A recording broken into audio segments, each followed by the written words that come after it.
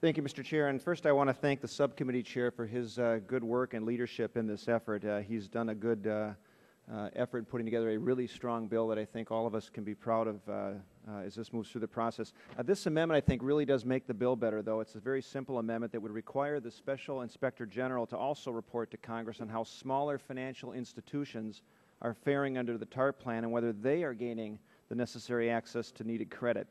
And that's because last week, as you know, Mr. Chair, we had the theme in this committee room that was heard that the large institutions were not increasing their lending to the level that it was going to be provided at the same level that the smaller institutions really needed. And that's where those organizations of small businesses in particular get a lot of their funding from. And that the problem I think we heard last week was that small businesses are not receiving the funds they need to help maintain and grow their businesses.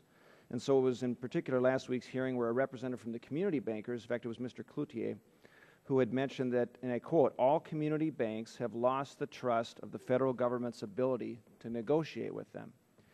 And that should be very troubling to us, Mr. Chair and members. If we're going to be looking to these institutions to help get our country out of this mess, I think the government's too big to fail approach in terms of bailing out financial institutions also implies too small to save, which is obviously unfair to community banks.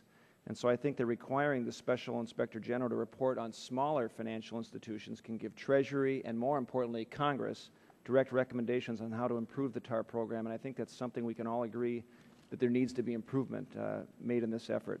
And so this additional reporting requirement is also going to help make sure that taxpayer money is being used wisely. And I thank the committee for its consideration.